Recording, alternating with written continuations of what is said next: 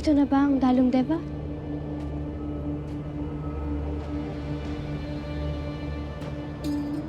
Hindi ba parating?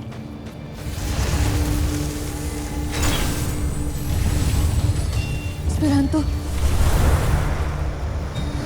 Ikaw, isa ka sa nagwasak sa pinakamamahal kong Esperanto. At ngayon ay pinarurusahan ako dito sa Dalong Deva na habang buhay ko itong nahabulin ngunit hindi kailanman mahahawakan. Gagantihan kita!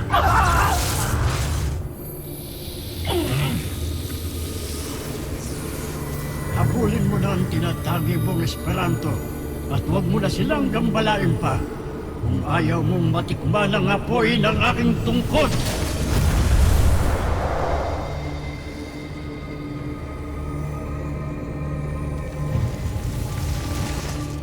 Avisala, Eshma. Huwag ka magpapasalamat dyan. Kilala ko kayo. Hindi lang kilala, kilalang kilala. Arde. At Ethel. Huwag kayong lalapit sa kanila, masama yung mga yan. Hindi lahat ng naririto sa Dalong Deva ay pawang masama o nananatiling masama. Gaya ng Arkanghel na Esperanto, na hanggang dito ay alipin na kapangyarihan. Ang Dalong Deva ay lugar ng pagpapakadalisay na aming tinatahak ngayon ni Arde. Nagpapakadalisay? Ikaw? Pati ikaw? Asa? Tira. Hindi, Tira. Hindi ko makakalimutan. Ginawa akong kambing yan. Tapos naging dragon to at kinain din ako niyan, no? Oh my gosh, nung naging kambing ako? Not my best era. Lira, mukhang tama ang sinasabi niya. Hindi ba yan ang sinasabi sa atin ni Batalumang Cassiopeia? Bakit ba kayo naparito, Lira? Huwag ninyong sabihin na kayong lahat ay pawang naghahangad na magkaroon ng panibagong buhay. Gaya na lamang ng dinaranas ngayon ni Perena. Bakit alam nila yun? Kayo ang tumulong kay Ashti Perena? Nais ko din matulungan niyo kung mga bataluman na muling mabuhay. Maaari ka naming tulungan. Ngunit, kakayanin mo kaya ang... Kayo ay magtapat, mga alagad ni na Emre at Cassiopeia. Ano ang totoong pakay ninyo rito sa Dalong Deva? At bitbit ninyo ang itim na brilyante ni Gargan. Sandali lang, Bathalang Arde. Bathalumang ito. Nandito kami na dala ang itim na brilyante. Dinala namin ito dito para malaman namin kung paano ito wawasakin. Yan ang katotohanan. Totoo ang sinasabi ni Tera. Kaya pwede ba chill lang kayo? Chill! At kung totoo ang sinasabi mong nagpapakadalisay na nga kayo, tulungan niyo kami. Paano namin magagawa ang misyon namin? May isang bathala na naririto sa Dalong Deva na makakatulong sa inyong suliranin. Ngunit, ipagpapaliban namin na ikaw ay tulungan. Sapagkat, hindi na maaaring magtagal pa rito ang brilyante ni Gargan. Kung kaya't dapat, unahin na natin mo sa akin ang itim na brilyante. Tayo na. Dadalhin namin kayo kay Keros, ang bathala ng pagkawasak at pagkagalit.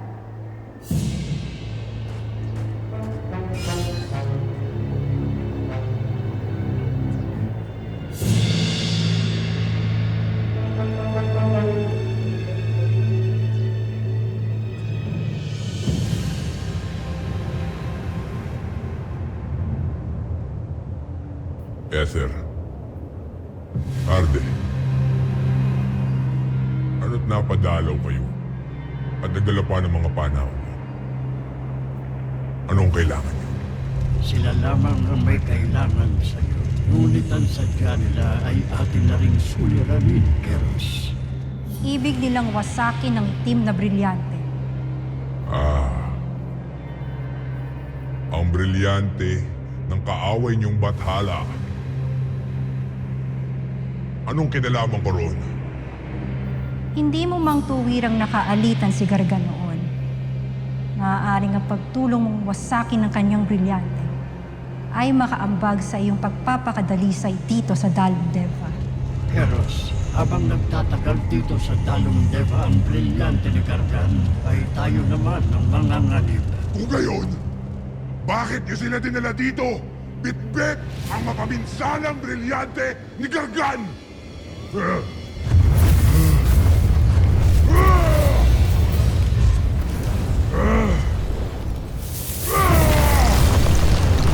Payabain mo ang iyong loob, Keros! Nais ng aking tulong. Damhin niyo ang bagsik ng tunay na bathala ng pagkawasak at ng pagkagalit!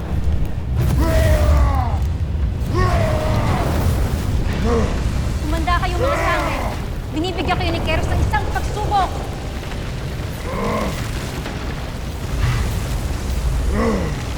Brilyante ng lupa! Patigilin ang lingkod!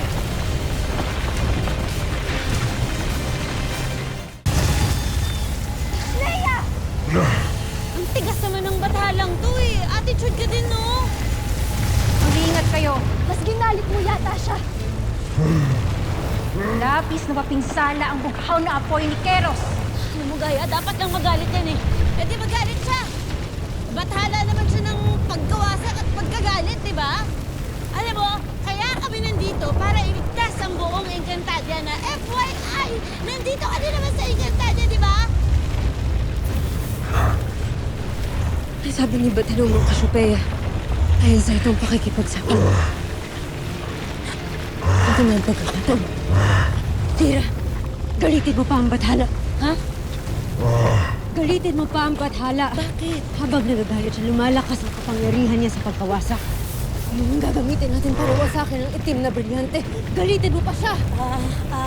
Keros! Wala kang silbing bathala! Hindi lang walang silbi, wala din kwenta. Mahina ka kasing bathala. Hindi mo nga kayang sirain yung itim na brilyante. Tanakres na! Damhin niyo ang aking buwan!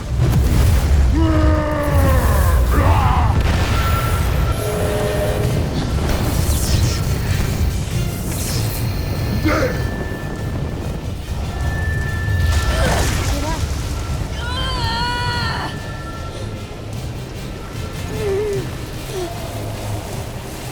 Bathala lang, pero... Kailangan namin ng tulong mo para wasakin ang itim na brilyante. Para matapos na ang kasamaan. Tigan-kan. Siyang tunay, bathalang Keros. Tulungan mo kami. Wasakin mo na ang brilyante. Hindi mo ba kaya? Walang anuman ang hindi kayang wasakin ng aking kapangyarihan.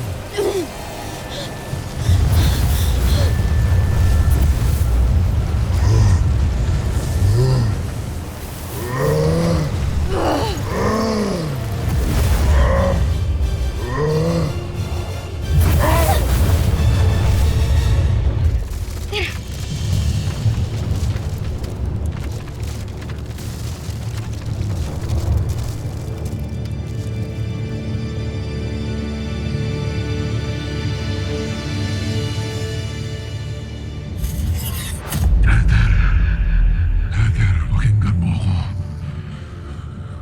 Ang kapangyarihan ng aking brilyante ay tumatalo sa iyo.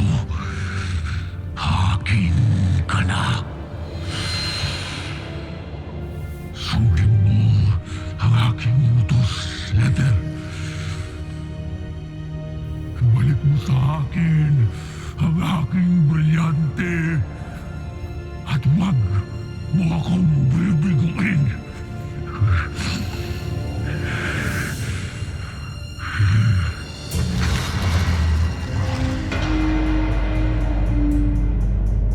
Hindi tuluyang nawasak ang itim na brilyante.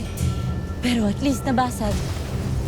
Tera, Kapag tinapat natin ulit yan kay Bathala, tuluyan ang magiging pulbos yan, Tera.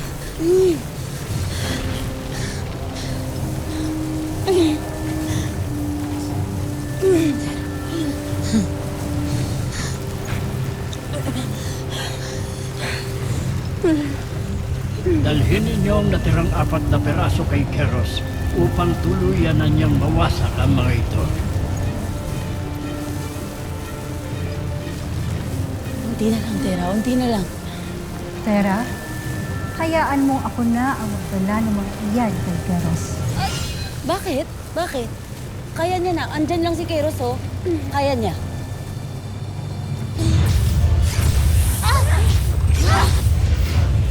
Eder, anong iyong ginagawa?